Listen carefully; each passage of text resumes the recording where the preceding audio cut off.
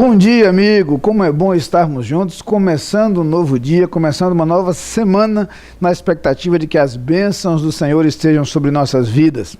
Quero saudar a você que hoje completa mais um ano de vida com um abraço muito carinhoso, um abraço que vai acompanhado de um grande desejo de muitas bênçãos do Senhor sobre a sua vida. A todos, o convite para que os próximos instantes sejam dedicados à reflexão em torno da Palavra de Deus. Hoje, com a participação de um convidado especial. O Logo de Manhã recebe hoje o pastor Roberto Amorim de Menezes, pastor da Igreja Batista do Farol, em Maceió. Ele que foi orador do nosso Congresso de Jovens, fica conosco mais um pouquinho aqui, trazendo algumas reflexões à luz das Escrituras para a nossa vida. Eu tenho certeza de que Deus tem algo a falar ao seu coração e eu convido a dedicar os próximos instantes a ouvir a voz de Deus.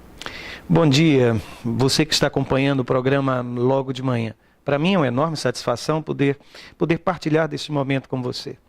Eu tenho pensado no dia de hoje em falar-lhe sobre aquilo que eu chamo de o grande segredo das relações duradouras. Mas note que quando eu uso a palavra duradouro aqui, eu quero associar duas faces de uma mesma moeda. De um lado a satisfação, do outro lado a estabilidade. Nem sempre essas duas coisas estão presentes numa mesma relação. Eu tenho encontrado relações onde há estabilidade, mas não há satisfação.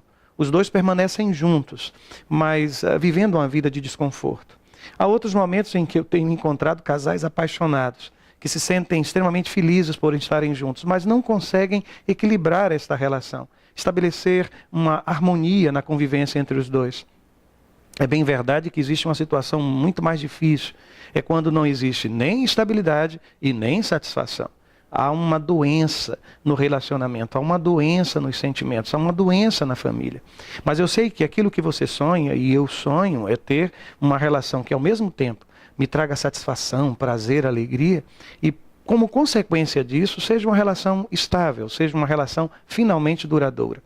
Eu entendo que quando o apóstolo Paulo escreve na primeira carta aos Coríntios, capítulo 13, versículo 4, ele diz o seguinte, vejam só, o amor é paciente.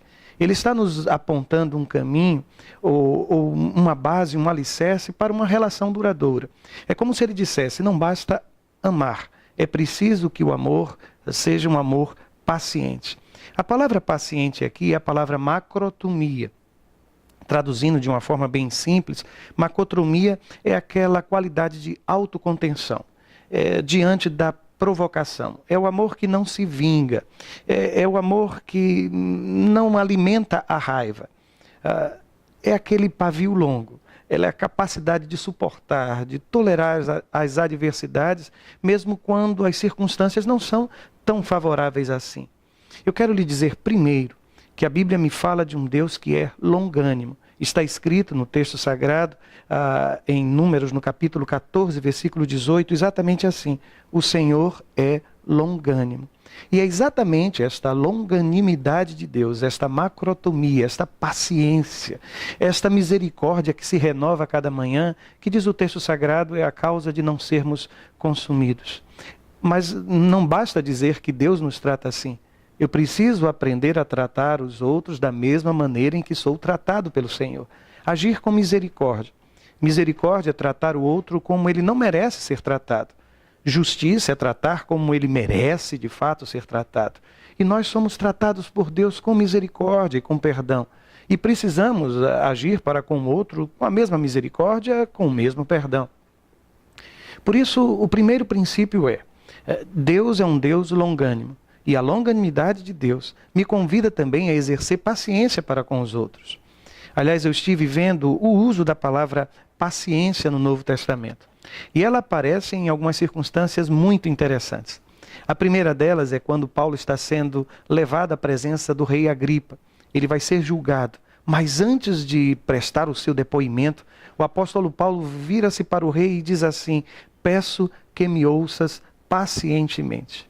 Não basta ouvir com atenção, é preciso ouvir com paciência. O texto parece mostrar que tudo quanto precisamos na vida é ser escutado. A Bíblia me diz, por exemplo, que todo homem, toda mulher, toda pessoa, todo ser humano precisa estar pronto para ouvir, tardio para falar, tardio para se irar.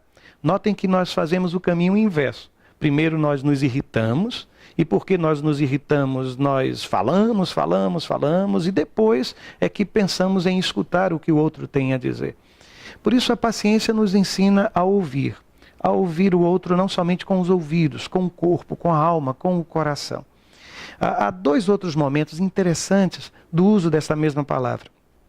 Jesus está contando uma parábola, aquela parábola em que um homem extremamente endividado é perdoado por um rei, e logo depois ele sai da presença do rei, encontra um conservo que lhe deve também alguma coisa, mas muito menor do que a sua dívida que havia sido perdoada.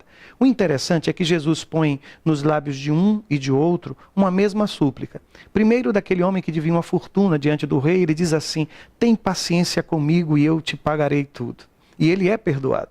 E ele sai da presença do rei, encontra o conservo, e notem o que ele escuta daquele que também lhe devia, muito menos. O texto diz: tenha paciência comigo e eu lhe pagarei. Está no capítulo 18 do Evangelho de Mateus.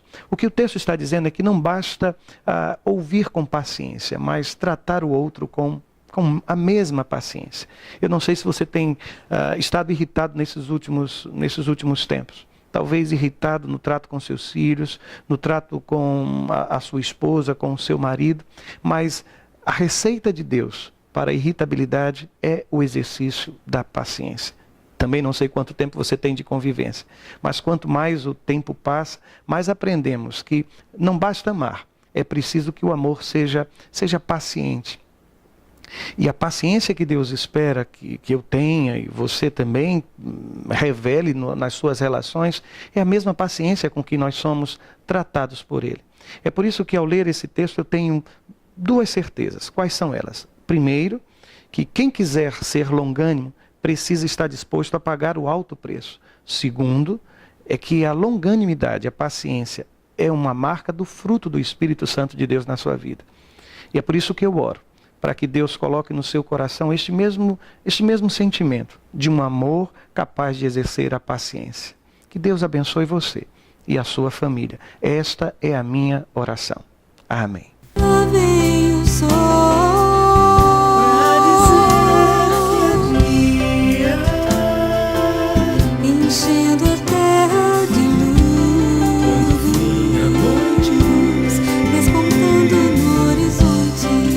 Lá vem o sol quando fim a noite, pra dizer que é dia.